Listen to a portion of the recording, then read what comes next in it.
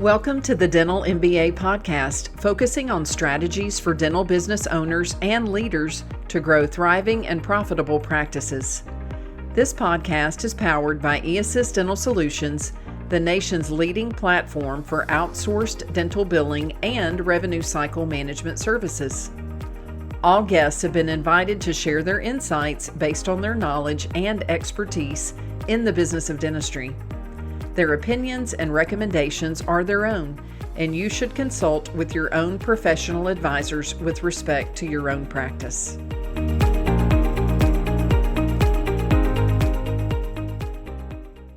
Welcome to another episode of the Dental MBA podcast. I'm your host, Penny Reed, and I'm excited to bring to you guests, a very unique and I would say more interesting than maybe the average podcast.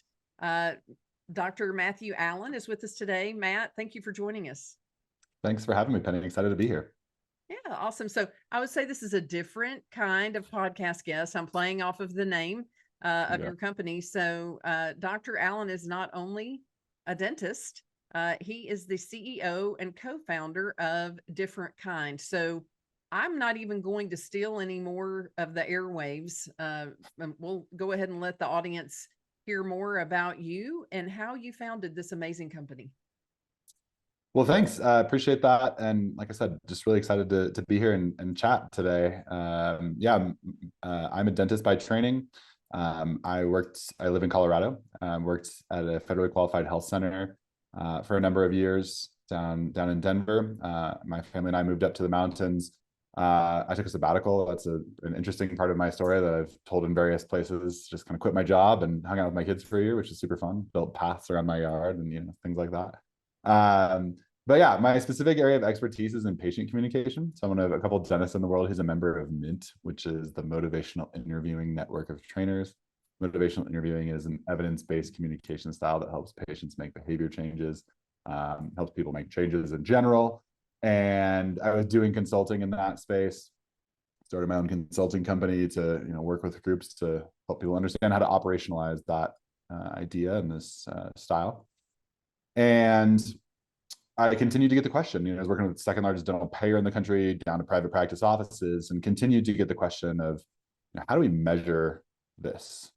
And it's a good question. And I didn't have a great answer for it. I think one of the problems that I've felt, certainly experienced, as a dentist, is the lack of data, I would say, just in general, beyond financial data that I think most dental groups might have. But, beyond that, it's hard to get more data, or it has been, right? And so, we said, medical has this. Why doesn't dental? We certainly can build something to do this. So we started DifferentKind a couple of years ago to be able to ultimately, kind of fill that data gap in general. But certainly our first product is really focused around patient experience and patient reported outcomes.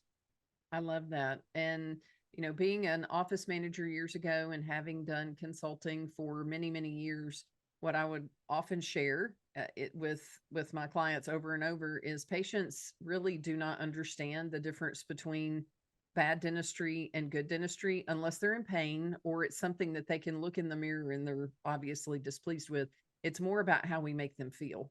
Mm-hmm. And I love that you've been able to put data with this. And you and I, when we did our pre get to know each other, right, to see what sort of message that we could share with the audience. I had read the book 9.5 Things You Would Do Differently If Disney Ran Your Hospital years ago, and realized that there was this, not like an NPS score, not like a Google review where, it's kind of a siloed score of what your patient's experience was in the office. Would they refer a friend or what they may share on Google?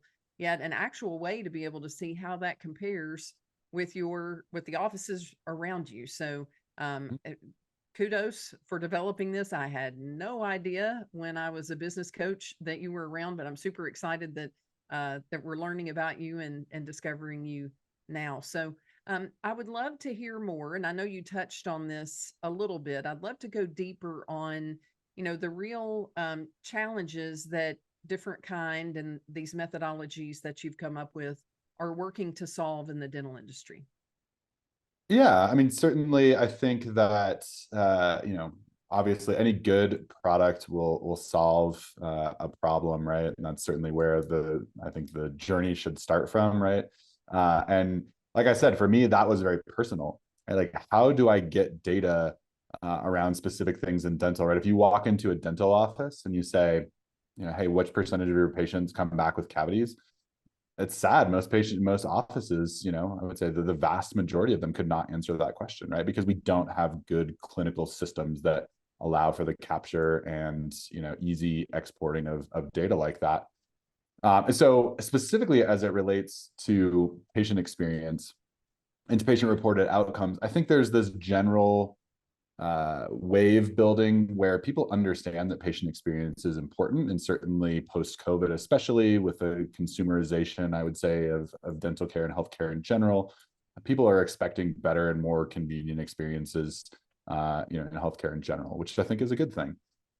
And I think that as that focus has come into play, then there's been a lot of time and energy and money spent on patient experience trying to improve it, without actually having the data to know how you're doing. And that to me is a big problem, right? You can spend a lot of money on various solutions, and you can spend a lot of time and you can spend a lot of training on various solutions without knowing, do I even need to do this? Is this really a problem for the majority of my patients, or for, whatever, right? So I think sometimes what happens in those situations is you get small anecdotes that, whether that's from person in power who, says, okay, now we need to work on this because I saw this problem, or whatever, right? But they don't have this kind of holistic understanding of the various different, kind of points along the way where the experience can go right or wrong. And so to us, that's really the main problem, is that it is important for people, and they continue to try to solve it without data, without having. I certainly, I don't always love the term data driven, because I think that there are other factors besides the data that impact, how we make decisions. But certainly data informed should be, I think, how we're thinking about the problem of patient experience and really measuring that and improving that. So yeah, I would say that's kind of a huge part of what we're helping dental groups solve. I think that does a lot of things for them. Then when you have that data, you can differentiate yourself, right? You can understand, hey, we are really good at this, and let's go market that, right? We can tell people about that. Obviously, you're going to see gaps, and you're going to see spots where you can then make improvements and kind of close up, some of the leaky back doors, right? The open back doors to your practice where you might be losing patients. So that's really kind of how we think about it. And I think the problem that we've really seen there, and for us, it's been a really fun problem to solve, because I think once people start having data around it, it's amazing how they start, being able to quickly identify ways to close those gaps, et cetera, when they actually have the data. Well, I totally agree. And I think in a smaller practice, or at least this is in my, limited experience that I've had, in a smaller practice or a smaller group, you might be more likely to say, hey, we want to work on patient experience and be okay without there being a measurable. You know what I'm saying? It's like, hey, we Sure. know we should be working on this. Sure. As groups get larger in scale, that really becomes the question, and rightly so, because there's so many places to invest, is what's the ROI? Yeah. Have we improved? If we, what were the challenges we had? What was the baseline? Where are we now? And then how do we tie that in? Because if not, it kind of gets put in that whole, maybe someday we'll do this, but it didn't quite make the cut. So I love that you're doing this, and would love to hear more. I mean, what's going through my mind, and you mentioned patient retention, the percentage of patients that are active in hygiene, the number of the active patient base that is continuously growing. And as I mentioned earlier, I used to think mistakenly, when I became a consultant years ago, I was super excited to be unleashed into the world with all of these great systems, right? I mean, that Mm-hmm. was just kind of in my mind. It was Yeah. more tactical, and, oh, well, if you just knew how to do this, not that that wasn't important, yet the culture, the approach, having the right people say the same thing. So I'd love to hear more, about some of the things that you see the impact of the patient retention, the motivational interviewing, I feel like I could probably do a day-long interview because I'm so fascinated about that. So any things that you want to share about how you've seen that work, or what inspired you to learn that in the first place? So I've thrown a whole bunch of things at you. Love it. Feel free to pick one or none of them that resonates with you that you'd like to share on. Yeah, for sure. Well, I'll answer, maybe that a couple different ways. So when we look at the metrics that we collect, so we collect 14 experience metrics, right? You could collect hundreds.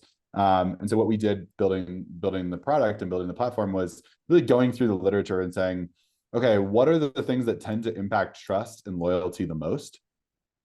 Because I think where we see a gap in some of the current offerings that are out there, I think just in general, whether that's just a solution that solves a very specific part of the patient experience problem, et cetera, is that they're really focused on convenience, I would say. And again, that's a good thing historically for dental, where you haven't been able to book online or haven't been able to pay your bill in a convenient fashion, right? Those kinds of things. We all want and need those things. And I would encourage, all of the listeners, to think about your own experience in healthcare, right? And certainly I think the data backs this up. Not every single person is going to be the same, but the data backs it up, right? The things that tend to drive your willingness to return to that practice again and again and again are trust building things. They're not convenience things, right? So there are things like, where was I listened to? Was I involved in my decision making? Was the office staff culturally competent to understand, how I make decisions, right, from my cultural lens? So those are the things that I think really tend to drive retention over time. And that's what we see. That was our guess, our hypothesis based on data from hospitals when we started collecting data. And we just published our first white paper in July, looking at the kind of correlation between NPS and these various experience metrics that we collect. And what we found is that the best way to create raving fans in your practice is to communicate well in general, right? And that doesn't sound super maybe earth-shattering, right? But how you communicate those very specific things. So it's number one is shared decision making, which is involving patients in their decisions, right? Not just saying to someone, hey, you have a cavity, you need a filling. That feels very things are being done on me or to me, not with me. And so shared decision making, hugely important. Active listening, and I think active listening is just one of those. Yeah, we could spend a whole day certainly talking about active listening and the various aspects of motivational interviewing, but feeling like you're listened to, validated, et cetera, hugely important. And then what we call patient consideration, which is gentle, sensitive, my comfort level, those kinds of things. And I think those are just gaps that for a lot of dental professionals, they just didn't get taught in school. And so it just becomes like, well, this is my standard way of doing things. One, like a small example that I can give you there, right, is when you're going to sit a patient back, obviously we have buttons on the chairs that will do that. And what I see a lot of dental professionals doing is just pushing the button, and it's pretty startling as a patient, right? When you don't know you're going to get leaned back. And so simply asking permission, hey, is it okay if I lean you back now? And yeah, obviously most patients say yes, of course. But there's I've had a number of different, KOLs that we've worked with and, trained throughout the years and done those things where like, that's been a huge shift for me, right? Like just asking patients permission to lean them back. They've been like, wow, thank you so much for asking. No one's ever asked me that before, right? And that's where those kinds of like, oh, this dental practice is different. Those very small kind of concrete actions that you can do really do make a big difference. And so, that's where we're excited to see some of the data come back. Again, obviously we want to be able to provide convenience in lots of ways. And we want to, our goal has always been to make healthcare and dental care more human. And I think we're seeing that, the HLTH, the health conference was just, recently, and I did not attend, but saw lots of takeaways, right? And in a world of AI and, machine learning and all of these things, right? The core takeaway that I saw from a number of people was like, hey, healthcare is still a human activity essentially. And we need ways to look at each other face to face and have good conversations that are based in trust and based in empathy and based in listening. and those kinds of things. And so that's what I'm most proud of that our product does for people. Well, yeah, and I think you should be. And it's interesting, and I think we're beginning to see more now that there is more technology. So I mean, I'm geeky. I may not be, as I'm getting older, as geeky as I thought I was, right? Because the younger folks just seem to be adopted. I was an early adopter, especially when I was younger and start my first job out of college. I was in IT. So I mean, I love the whole technology and all of that. And as artificial intelligence and technology enabled services are ramping up, I read, and then I went back to try to find it again. But the author of Emotional Intelligence, there was a quote where he said, in the age of AI, that the emotional intelligence and the ability to communicate becomes even more important, right? So it's more important than it was before. And it didn't have like a lot of evidence for that. But I think if you and I were to sort of surmise what that is, it's we are having our patients, our, you know, our customers do more things with technology, right? So they want those things, right? So they can pay online, they can schedule online, and all of that tends to advance. So they're having less interaction than what they used to. And so it would seem like for those that the value of those touch points is, you know, even more important than it was. So everything from, and you'll get a kick out of this. You probably will have something that could correlate to it. I remember my dentist coming up to me when I was working in the office, and I happened to be in the seat that faced the door. So I was not only at the front counter, but I was at the front counter, like front and center on stage. And it was in the morning, and I was trying to close out the day from the day before, and I was off by like 72 cents. I don't know. And it was driving me crazy. And so I had this concentration wrinkle thing going on here. And he came up and he said, now, mind you, this is in the early 90s. So he said, what would you think if we put a video camera? And he kind of put it like right behind where the computer monitor was. And I said, why would you do that? And he said, well, you know, and he talked about when the door chimed, which we had a chime, you know, that, you know, people come in, that I was the first person they saw. So, I mean, it was a learning thing for me. And I never really thought about the face I was making. The other thing that I did was when I was working on the day sheet, I made sure I wasn't sitting in that chair. Right. So it was just that whole activity. But I would imagine from different things that you've seen, and would love to hear, you know, about some of the outcomes that, you know, that you've seen or that your clients expect to see. And that may not have even been a good analogy, but that was even a nonverbal thing that I was doing. I had no idea that it could be, you know, some people might think that I was frowning at them when they came in the door. Totally. Well, I love that. I love, you know, I would say one of the outcomes that we do see, right, is those very specific parts of systems where there might be just an oversight or an overlook or something, you know, is going on, and how a patient experiences that, right? So you didn't have, hey, like, yeah, I'm just doing this work, I think it has to get done, but this is how the patient is perceiving that. They're perceiving that as you ignoring them or not being friendly or whatever it might be, right? And so that's really cool. And I think people see that really quickly in the data, right? We've had a number of customers, right? They get signed up, they start using it. It's, you know, easy onboarding, and they're like, man, like within the first week, we've had 3 things where it's like, hey, this part of our system is broken because this patient said this, and we're like, yeah, that we don't do a good job there, right? And so now it's in black and white, and now you can go fix it, which I think is super exciting. In general, the data around patient experience and a focus on patient experience, a concerted effort around measuring and improving patient experience, does 4 main things, I would say. So number 1, it increases treatment adherence. If people like you and like coming to your office and trust you, right, they're going to continue to come back and they're going to finish their treatment, which is great. We all want that. They're also going to continue to come back, right? So you have decreased patient attrition or increased patient retention, which again, we all want. We know that from a financial perspective, it's much more effective to keep a current patient than it is to get a new one. And so, you know, if we can keep our existing patients in the practice, we all want that. But it also does a couple other things as well. And I think we could probably guess at these if you didn't know, but number 1 is, or number 3 of the 4 that I was talking about, is it decreases malpractice claims, right? So even if something goes wrong, people will know, hey, you know, we were, you know, intentional about really trying to improve. And obviously no system is perfect. No person is perfect. Mistakes do happen. we will apologize, we will treat you as a human, we will work with you to resolve it, et cetera, right? And then also it increases staff retention, which I think in this current age, obviously, where staff is, the kind of golden ticket in a dental practice. If you can keep your staff and keep them happy and keep them motivated and whatever, right, you're doing well.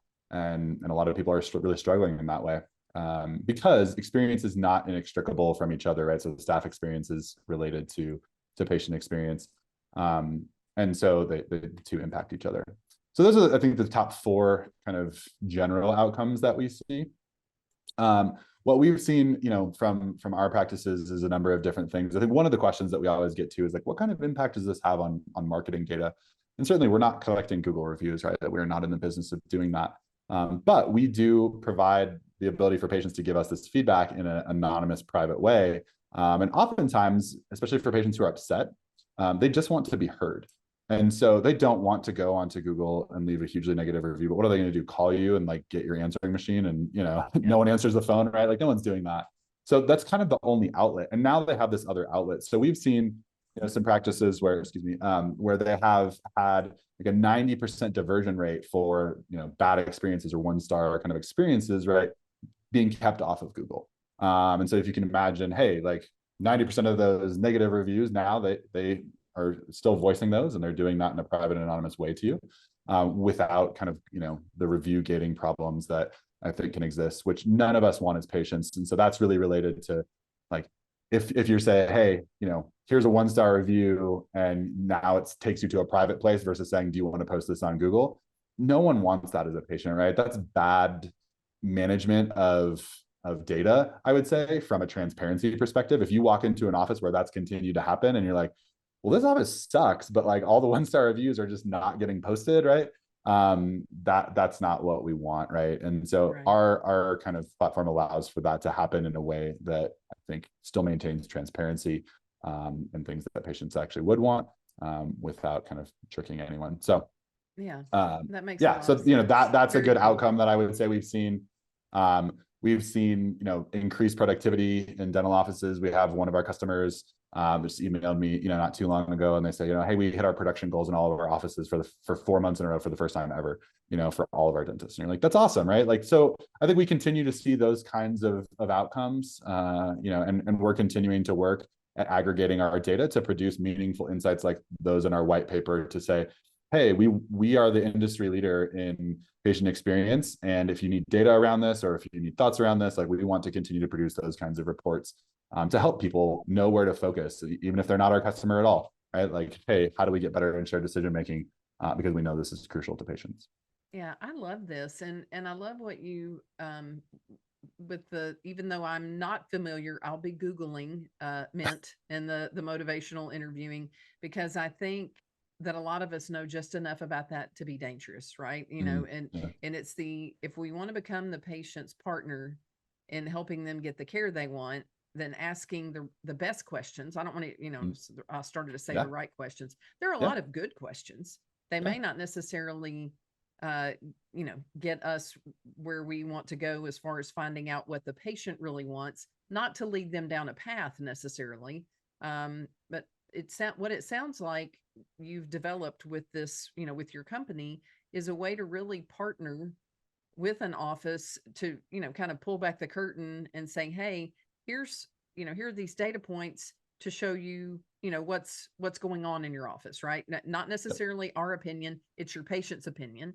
Yep. I am curious. I would imagine that you have quite a few clients that once they began to utilize your service, saw a significant increase in case acceptance. I mean, I would imagine within probably the first 90 days. Is that usually what you guys see as well?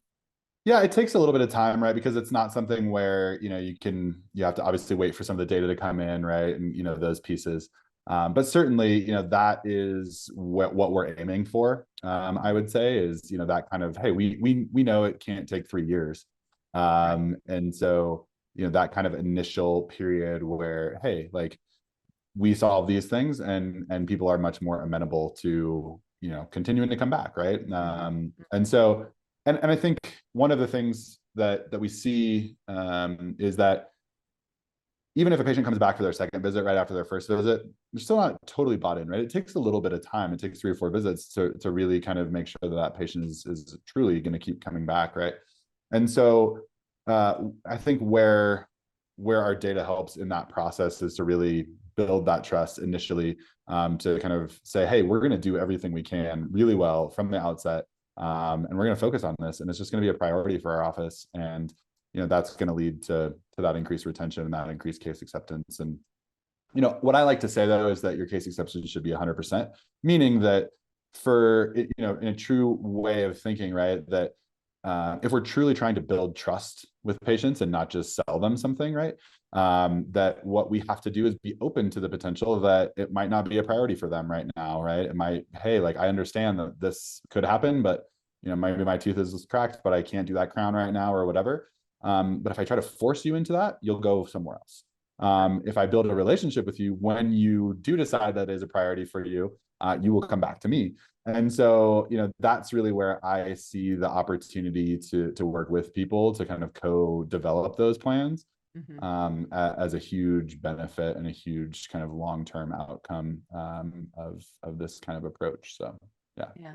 Wow. I love it. I love it. That the effective communication, I couldn't agree more. And having seen, and not necessarily, you don't always know, but having seen patients maybe that were in a practice for quite a few years, and then their main dentist goes out of town, and then another dentist sees them for the recare visit. And then all of a sudden, after 3 years of saying no to something, it's like, okay, well, we got them on the schedule. And sometimes it could be timing. Other times it may have to do with a simple difference in communication and the questions that were being asked. So I find this all very fascinating. So Matt, if you would share with our listeners here, or viewers, if they're tuning in on video, what's the best way for an office or group of offices to get started with DifferentKind, and then what's the best way for them to reach you? Yeah, for sure. The best way to reach out to us to get started on DifferentKind is to go to our website, which is differentkind.com. Certainly book some time there. Like I said, if people are excited about this, the setup process is fairly straightforward and fast. All the data collection happens in an automated fashion for the office. So once that kind of initial setup happens, you can be up and running real quickly. For those who want to reach out to me, feel free to get in touch. I'm on LinkedIn. Probably the best. I don't have other social media, but so if you want to get in touch there, that's great. Also, feel free to email me, matt@differentkind.com. Happy to field any emails there as well. And yeah, we definitely are here to help, for groups that are excited about this. We do. I think one of the cool parts that we haven't mentioned here, but we've really built this to do it at the org level, at the practice level, and at the provider level. So once we have this data, right, we can sort it by all of those different ways, and visualize it on all those ways. And I think that's helpful, right? If you're a provider, you can log in and see your own data. If you're a practice, you can say, hey, how's it going in this practice? And if you're running a multi-clinic group, you can see all of your data rolled up and understand, hey, where are the bright spots, where are the pain points, et cetera. So yeah, I think there's something there for everyone. It sounds like it. And yes, I think that would be awesome, right? As the provider, to be able to look at your own data, and then, as you mentioned, scaling it all the way up, and then being able to compare, the data, by location with other metrics as well, to see if there may be some that are, seem to have hit a roadblock, with that breakthrough of the next level, whether it's, how many active patients they have, or not hitting their targets, that this could reveal a lot of things. Totally. Well, lastly, I'll close with Sure, this, because I want to close in a absolutely. positive fashion. We never want the data to be weaponized, right?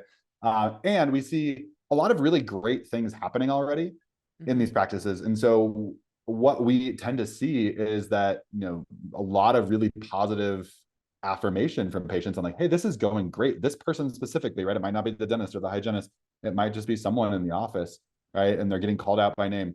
And then our customers are taking that data and using it in daily and weekly huddles to affirm their staff, to say, hey, all of your effort is being noticed by the patients, right? So it creates this really virtuous cycle of, you work hard as the staff, you get recognized for that consistently. And so that, I would say, is my biggest joy in watching our customers use the platform, is that it really is a positive affirmation tool, when it comes to just like weekly and daily usage. And to me, that's amazing. Obviously, it's going to help us see gaps, but it's going to do, a lot of that bright spot kind of identification for us as well, which I think is just crucial when we all are tired and, there's a lot of work to do and, all of those things. So if we can provide more of that positivity in these practices, man, that makes me excited. Well, I love it. And it is, especially when you're, if you're a solo dentist or even if there are multiple other dentists in there, as far as catching people do something right, you can't be everywhere. And Yep. so I love how, how the patients, by using your tool, it makes it simpler. I would talk with clients before in the past, and it was like, okay, we're getting some feedback that they wish you'd compliment them. For some people, that doesn't come naturally, not to mention Mhm. that you're not everywhere. And I can remember a few of them say, I don't know that I'll ever get good at this. Like, it's exhausting. And how awesome that your patients can, help facilitate that for you through your Totally. tool. Yep. I think it in kind of landing the plane on this episode, and would love to have you back at some point in the future. I find this fascinating, and I'm sure you're going to be learning, continue to learn new things, as the weeks and months roll by. Is the making dental care more human? And I believe you said this earlier, was the the really focusing on the human connection, that, and you didn't say this part, but I'll go ahead and say this part. Dentistry is the product, right? I mean, Mhm. that's the product that's delivered. And I Mhm. think often we, because we're all geeked out on dental, focus a lot on that. But not only from the customer service standpoint, but with what you said, I thought, wouldn't that solve most challenges inside organizations if we all treated each other more human? Mhm. I mean, I love that you've made that the focus of your business. It's very inspiring. Hopefully your message will resonate with some individuals that are like, yeah, this is something right now that we would like to have. Maybe it's missing, or maybe something that they would like to have more of in their Yeah. organization. So kudos to you for putting this together. What a visionary you are. And it's exciting to hear how you, took your initial career in dentistry and turned it into a way to serve so many dental organizations out there. So thank you for your time, Matt. Thanks for having me. It's been great to be with you, Penny. Best wishes to you. Looking forward to see where you continue to go. The Dental MBA podcast is sponsored by eAssist Dental Solutions, a platform dedicated to helping dentists get paid faster and get paid more. Dental insurance billing services provided through the eAssist platform can relieve your dental insurance headaches, get your over 90-day insurance receivables near zero, and help you collect 100% of what you're rightfully owed by insurance companies. To learn more about how the eAssist platform can solve your revenue cycle management needs, or to schedule a free consultation, please visit dentalbilling.com.